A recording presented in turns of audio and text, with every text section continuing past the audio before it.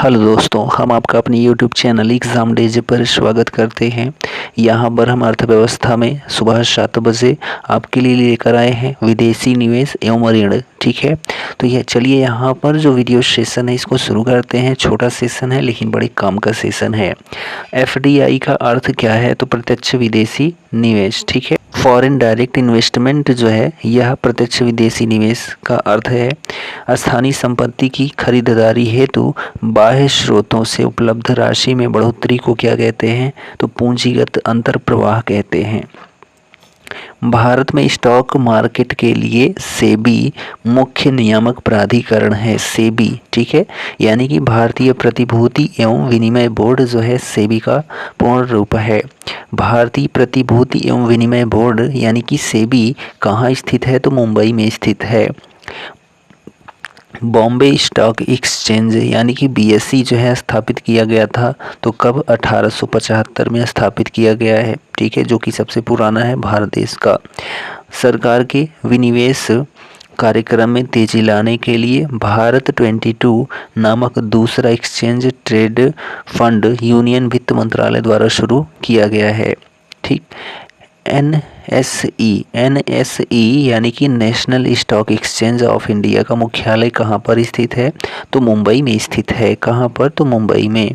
ठीक है, अगला प्रश्न है कि वह समिति जिसकी अनुशंसाओं के आधार पर भारत में एनएसई यानी कि national stock exchange of India की स्थापना की गई थी तो शेरवानी समिति के द्वारा वे वस्तुएं जिन्हें उपभोक्ता की तत्काल आवश्यकता की पूर्ति करने के लिए नहीं बल्कि अन्य वस्तुओं का उत्पादन करने के लिए लाया जाता है वह क्या कहलाती हैं? तो पूंजीगत वस्तुएं कहलाती हैं। विदेशी बहुराष्ट्रीय कंपनियों द्वारा निवेश किया गया धन जो है प्रत्यक्ष विदेशी निवेश रूप में जाना जाता है, यानी कि एफडीआई के रूप में। ठीक, पिछले 10 वर्षों में भारत के सेवा क्षेत्र में एफडीआई प्रवाह सबसे ज़्यादा रहा है, यानी प्रत्यक्ष विदेशी निवेश सबसे ज़्यादा रहा है। भारत में विदेशी प्रत्यक्ष निवेश के 2 मार्ग उपलब्ध हैं। ऑटोमेटिक रूट के तहत रक्षा क्षेत्र में 74% प्रत्यक्ष विदेशी निवेश की अनुमति है। वह संगठन जो वैश्विक निवेश रुझान मॉनिटर रिपोर्ट जारी करता है, व्यापार एवं विकास पर संयुक्त राष्ट्र सम्मेलन। ठीक, वह मंत्रालय जो सरकारी मार्ग के माध्यम से भारत में प्रत्यक्ष विदेशी निवेश का प्रबंधन करता है, वाणिज्य और उद्योग मंत्रालय। कौन सा? वाणिज्य एवं उद्योग मंत्रालय। भारत में प्रत्यक्ष विदेशी निवेश यानी कि एफडीआई के माध्यम से निजी क्षेत्र के निवेश की अनुमति है तो नागरिक उड्डयन में। किसमें? नागरिक उड्डयन में। ठीक, कर बचत निवेश नहीं है तो इक्विटी शेयर में जो है निवेश करना कर बचत निवेश नहीं है। उस मध्यस्थता को जो निवेशकों से तुलनात्मक रूप से कम विनिमय किए जा सकने वाले प्रत्यक्ष ग्राहक स्वीकार करते हुए बचतकर्ताओं को ऐसे अप्रत्यक्ष वित्तीय दावे जारी करने से संबंधित है जो तुरंत विनिमय किए जा सकते हैं, उनको क्या कहा जाता है? तो चलनिधि मध्यस्थता कहा जाता है। भारत में तंबाकू उद्योग क्षेत्र में विदेशी प्रत्यक्ष निवेश यानी कि एफडीआई निषिद्ध है। भारत वापस आ गए किसी अनिवासी द्वारा विदेशी मुद्रा कारोबारी बैंक में खोले गए विदेशी मुद्रा खाते को कहा जा सकता है तो मुद्रा अर्जक विदेशी मुद्रा। ठीक, ऑनलाइन किराना कारोबार शुरू करने के लिए प्रत्यक्ष विदेशी निवेश यानी कि एफडीआई की अनुमेय सीमा क्या है? तो स्वतः मार्ग के माध्यम से 100%। ठीक, एफडीआई का विस्तारित रूप क्या है? तो foreign direct investment. Foreign direct investment जो है यह एफडीआई का पूर्ण रूप है। ठीक, एफडीआई अपने साथ शेयर पूंजी लाता है लेकिन यह नहीं तो हथियार और गोला बारूद। भारत की विदेशी मुद्रा अधिकतम पेट्रोलियम उत्पादों के आयात मद में खर्च होती है। ठीक, नेक्स्ट क्वेश्चन है कि प्रत्यक्ष विदेशी निवेश की निकासी शुरू हो सकती है तो व्यापार चक्र के अंत में जब कंपनियां विदेशों में उनकी संपत्ति का विस्तार करने की कोशिश करती हैं। एक अनिवासी प्रत्यक्ष निवेश उद्यम में एक निवासी प्रत्यक्ष निवेशक द्वारा निवेश किया जा सकता है या कहा जाता है तो जावक निवेश। एक देश में जहां निजी सदस्य संगठन देश के बैंक में राशि जमा करते हैं या देश के शेयर और बॉन्ड बाजारों में खरीदारी करते हैं, वहां पूंजी की प्रविष्टि को क्या कहा जाता है? तो विदेशी पोर्टफोलियो निवेश कहा जाता है।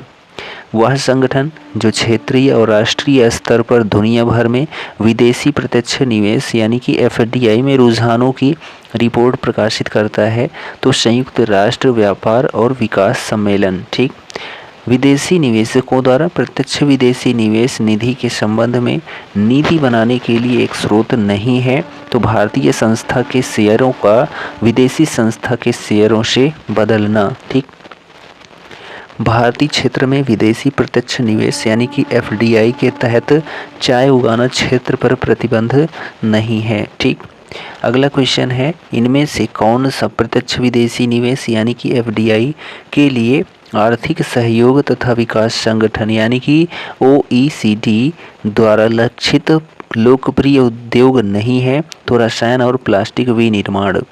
वाणिज्य के शेयर बाजार क्षेत्र से बुल तथा बियर जुड़े हुए हैं। ठीक है, अगला प्रश्न है कि बिना दलाली खाता खोले एक विदेशी कंपनी के शेयरों को बेचने और खरीदने के लिए एक साधन है, तो GDR यानी कि ग्लोबल डिपॉजिटरी रसीद। ठीक, व्यापार सुविधा समझौता यानी कि TFA प्रस्तावित किया गया था, तो विश्व व्यापार संगठन यानी कि WTO के द्वारा। ठीक, हाल के वर्षों में भारत को अधिक विदेशी पूंजी आकर्षित करने में सफलता मिली है, तो जीवन बीमा व्यवसाय में, बैंकिंग एवं ऑटोमोबाइल्स क्षेत्र में। ठीक है, भारत के अंश पूंजी में निवेश हेतु विदेशी पूंजी का अंतर प्रवाह सबसे अधिक होता है, तो मॉरिशस से।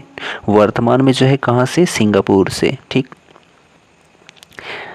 भारतीय बाजार में विदेशी मुद्रा अर्जित करने के लिए जो अवसर मिले हुए हैं वह निम्न क्षेत्रों में है, तो पर्यटन के क्षेत्रों में, चिकित्सा संरक्षण के क्षेत्र में, परिधान एवं चमड़े का सामान के क्षेत्र में। ठीक, अगला प्रश्न है कि गत दशक में भारत में सबसे अधिक सीधा विदेशी निवेश आकर्षित किया है, तो सेवा क्षेत्र ने।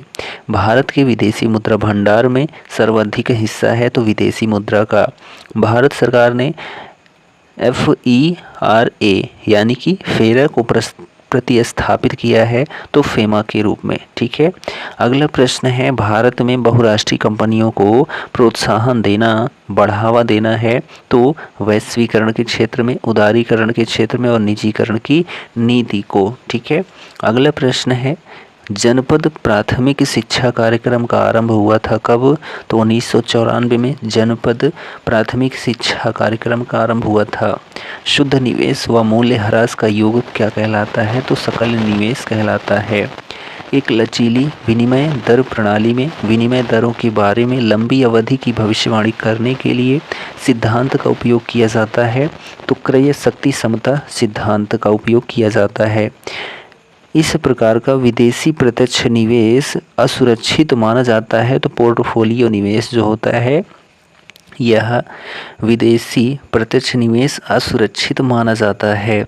अगला प्रश्न है आज की वीडियो का, उत्पादन क्षमता बढ़ाने वाले व्यय इस प्रकार के व्यय के उदाहरण हैं, तो निवेश व्यय के उदाहरण होते हैं। ठीक है, तो यह वीडियो हमारा कंटेंट कैसा लगा कमेंट करके ज़रूर बताएं। ये छोटा सा वीडियो आपको पसंद आया तो अपने दोस्तों में शेयर ज़रूर करें। तो हम मिलते हैं अगले वीडियो में, तब तक के लिए जय हिंद, गुड बाय, टेक केयर।